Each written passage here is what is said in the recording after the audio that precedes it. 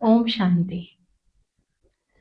आज 31/1/2026 चे महावाक्य आहेत.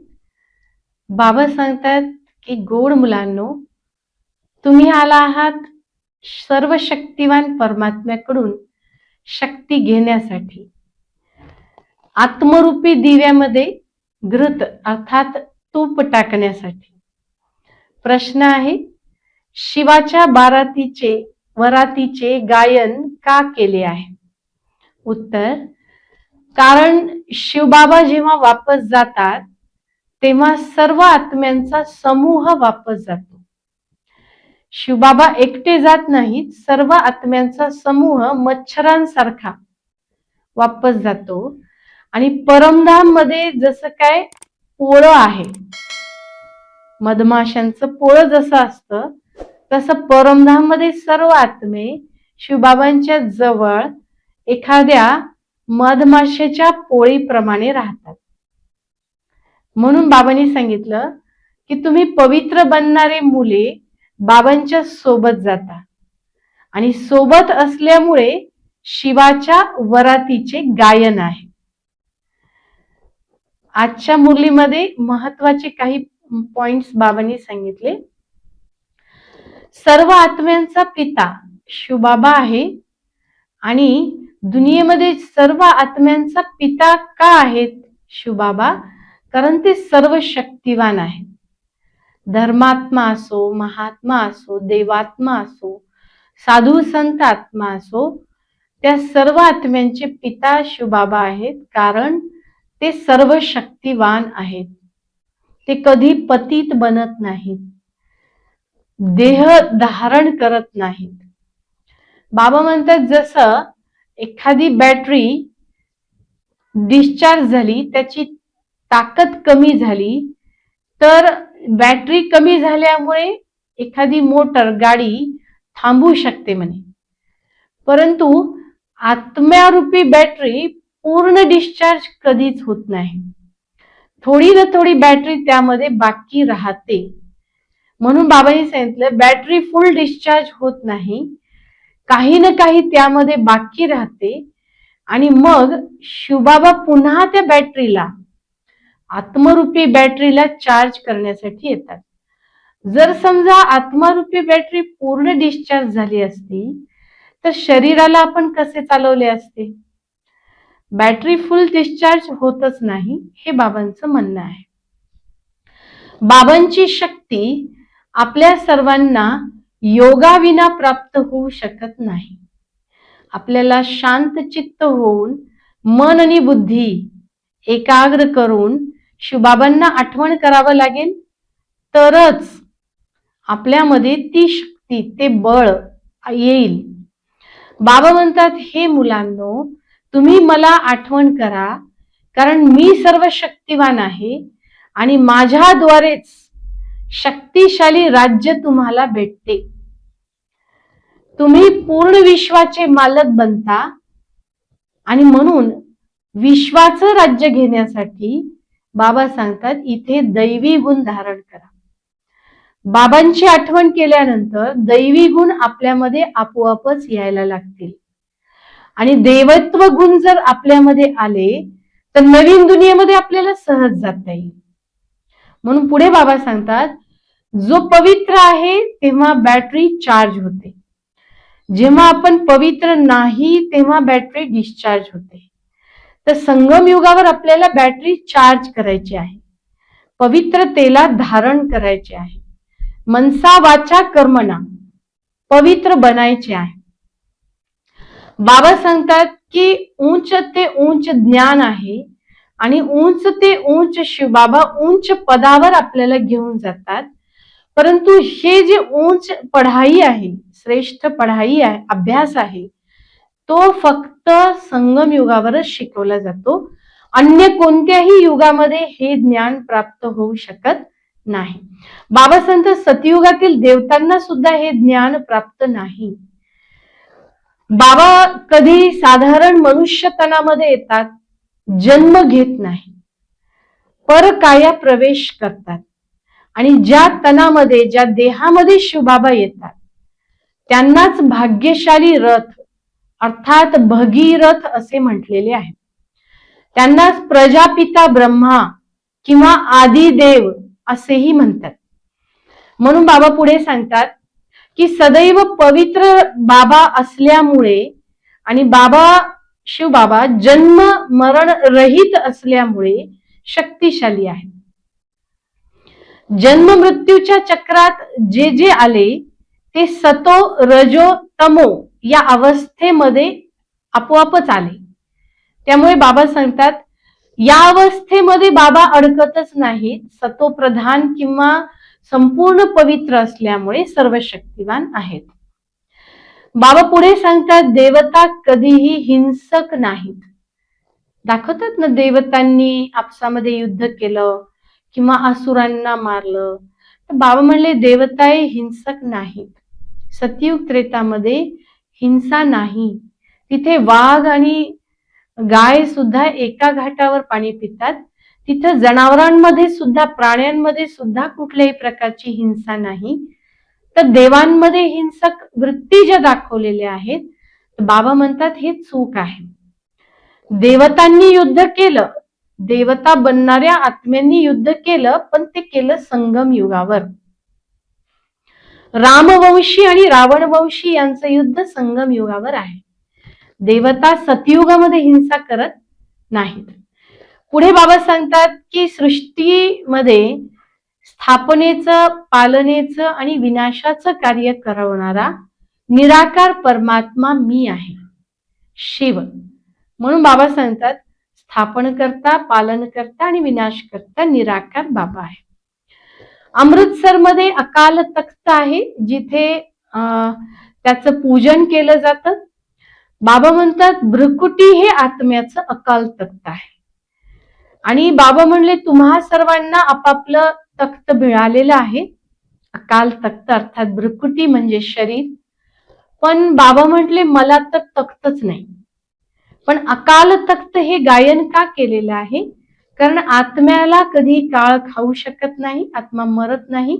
तसं परमात्मा सुद्धा जन्म मृत्यूच्या चक्रापासून न्यारी आहे. पुढे बाबा सांगतात विनाशकाली सर्व आत्म्यांच्या सोबत बाबा वापस सर्व आत्म्यांना सोबत घेऊन जातात. आणि जसं मधुमाशी असते, मधमाशी, तर मधमाशी सोबत पूर्ण त्यांचा समूह जातो आणि ते सर्व एकाच ठिकाणी थांबतात. मधमाशांचं पोळं. तर बाबा म्हणतात मधमाशांचं जे पोळं आहे ते आहे परमधाम. शिवबाबा आपल्या सर्व आत्म्यांना वापस घेऊन जातात, जसं की मधमाशांचा समूह, झुंड, तसं सोबत घेऊन जातात आणि परमधाम मध्ये आपण सर्व आत्मे थांबतो. बाबा म्हणतात तुम्ही सर्वप्रथम बाबालाच पकडा, अन्य कोणालाही नाही. कारण जर सजनी साजनच्या सोबत सोबत चालली तरच त्याचं महत्व आहे. तर परमात्मा साजन आहे, आत्मरूपी सजनी आहेत आणि आपल्याला योग परमात्म्या सोबत लावायचा आहे. पुढे बाबा सांगतात की ब्राह्मण मुले किती आहेत, कच्चे किती आहेत, पक्के किती आहेत. 90% काही जणांना मार्क आहेत, तर काही जणांचे तर 10%च मार्क आहेत. 10% इतके कमी. म्हणून बाबा सांगतात कच्चे पक्के आपण आपलं चेक करा, आपलं स्वतःला पहा. शिवबाबांच्या शरीरावरती नाव नाही, शिव हे नाव आत्म्यावर आहे. बाकी सर्व नावं, सर्वांची नावं शरीरावर आहेत. आणि हे शरीराची नावं आणि रूप बदलत राहतात. आणि शिवबाबा सदैव निराकार आहे आणि त्यांचं आत्म्यावर नाव आहे, म्हणून सदा शिव म्हणतात आणि आपण त्यांना शिवबाबा म्हणतो. ही दुनिया काट्यांचं जंगल आहे. कामविकाराचा काटा सर्वात मोठा काटा आहे आणि कामविकारांमध्ये फसूनच सर्वजण एकमेकांना काय करतात, दुःख देतात. आता बाबा म्हणतात तुम्हाला निर्विकारी बनायचं आहे. निर्विकारी बनण्यासाठी कामविकाराला आपल्याला जिंकायचं आहे, सोडायचं आहे, समाप्त करायचं आहे. बाबा म्हणतात दुनियेमध्ये आहे हदचा संन्यास, तुमचा आहे बेहदचा संन्यास. हदच्या संन्यासामध्ये घरबार सोडून जंगलामध्ये जातात आणि तपस्या करतात. कधी कधी तिथे जाऊनही आपल्याला दुनिया आठवण येऊ शकते. बेहदचा संन्यास म्हणजे या दुनियेमध्ये राहून, घर संसारात राहून या दुनियेमधला मोह काढणे आणि बुद्धीचा योग शिवबाबाशी आणि परमधाम मध्ये लावणे, त्याला म्हणतात बेहदचा संन्यास. सोडायचं नाहीये, पण यामध्ये राहून आपल्याला बुद्धीचा योग तोडायचा आहे, बाबासोबत जोडायचा आहे. मनमनाभव आणि मध्याजभव हे गीतेमधले शब्द आहेत. बाबा त्याचंही विस्तृत वर्णन आजच्या मुरलीमध्ये करतात. बाबा सांगतात ही दुनिया बेहदची लंका आहे आणि या लंकेमध्ये, या रावणाच्या राज्यामध्ये आत्मरूपी सीता अडकलेली आहे आणि या लंकेमधून आपल्याला रावणाच्या जेलमधून निघून आपल्याला परमात्मा रामाशी भेटायचं आहे आणि हा वेळ सध्या तोच आहे. बाबा ज्ञान सांगतात, आत्म्यामध्ये बॅटरी भरतात, बॅटरी चार्ज करतात. कारण ज्ञान हे आत्म्याचं जेवण आहे आणि आत्मा जेव्हा भोजन करते तेव्हा आत्म्यामध्ये शक्ती येते, अर्थात बॅटरी भरली जाते. माया लिंक तोडत राहते, परंतु आपल्याला बाबांसोबत लिंक जोडून ठेवायची आहे. कारण लिंक जर जोडून ठेवली तरच आपण सतोप्रधान बनू आणि बाबांच्या जवळीकतेचा अनुभव करू शकू. या सर्व गोष्टींना आज बाबांनी सांगितलेलं आहे. अच्छा, गोड गोड मुलांप्रती, खूप दिवसापासून बिछडलेले येऊन भेटले अशा मुलांप्रती मातपिता बापदादांचा याद, आठवण, सुप्रभात. आत्मिक पित्याची आत्मिक मुलांना नमस्ते. आत्मिक मुलांची आत्मिक पित्यास याद, आठवण, सुप्रभात आणि नमस्ते. आजच्या मुरलीमधले धारणेसाठी मुख्य सार. प्रथम पॉइंट, मन वचन कर्माने पवित्र बनून आत्मारूपी बॅटरीला चार्ज करूनच वापस जायचं आहे. आत्मा बॅटरी चार्ज करायची आहे. दुसरा पॉइंट आहे, पक्का ब्राह्मण बनायचा आहे. मनमत आणि मनुष्याच्या मतापासून दूर राहायचं आहे. श्रीमतावर चालून श्रेष्ठ सतोप्रधान बनायचं आहे. बाबांसोबत सतोप्रधान बनूनच उडायचं आहे आणि परमधाम मध्ये जायचं आहे. आजचं वरदान, सत्यतेच्या शक्तीद्वारे प्रकृती व विश्वाला सतोप्रधान बनविणारे मास्टर विधी विधाता भव. जेव्हा तुम्ही मुले सत्यतेच्या शक्तीला धारण करता तेव्हा मास्टर विधी विधाता बनता. कारण बाबाला सत्य प्रिय आहे. सत्यतेच्या आधारे सतोप्रधान दुनियेची स्थापना होते आणि प्रकृती सुद्धा सतोप्रधान सत्यतेच्या द्वारेच बनते.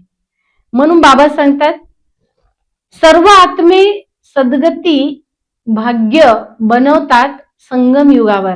आता तुमची सत्यता पारस समान आहे. तुम्ही सत्य राहाल तर सत्यतेच्या दुनियेमध्ये जाल. तुम्ही कुणाच्याही संपर्कात आलात तर तुम्ही पारस बनल्यामुळे लोखंडाला सुद्धा पारस बनवाल आणि मग बाबा सांगतात सतयुग येणं सहज होईल. सर्व बंधन, बाबा म्हटले, सर्व आत्म्यांना, सर्व प्रकृतीला, सर्व वेळेला, सर्व बंधनांना, संबंधांना, सर्व संस्कारांना, आहार, व्यवहार या सर्वांना तुम्हाला सतोप्रधान बनवायचं आहे आणि सतोप्रधान दुनियेमध्ये जाण्याच्या योग्य बनायचं आहे. ज्ञानाच्या आधारे आपण बनू. सुविचार, योगी आत्मे ते ज्यांना प्रकृतीची हलचल आकर्षित करत नाही. योग्यांना प्रकृतीची हलचल आकर्षित करत नाही. अव्यक्त इशारा आहे आजचा. बंधनमुक्त जीवनमुक्त बनण्यासाठी स्वदर्शन चक्रधारी बनून छत्रछायेचा अनुभव करा. अनेक व्यर्थ विचारांच्या चक्राला संपवा. लौकिक अलौकिक संबंधांचं चक्र आहे, अनेक स्वभाव संस्कारांचं चक्र आहे, प्रकृतीचं चक्र आहे, अशांत आत्म्यांचं चक्र आहे. या सर्व चक्रातून मुक्त कधी बनू? जेव्हा आपण बाबांकडून शक्ती घेऊ आणि व्यर्थाचं चक्र संपू. व्यर्थाचं चक्र जिथे संपेल, समर्थ शक्तिशाली जिथे बनू, तिथे आपण जीवनमुक्तीचा अनुभव सहज करू शकू. तर जीवनमुक्त, बंधनमुक्त आपल्याला बनायचं आहे. या सर्व गोष्टींना बाबांनी सांगितलं. ओम शांती.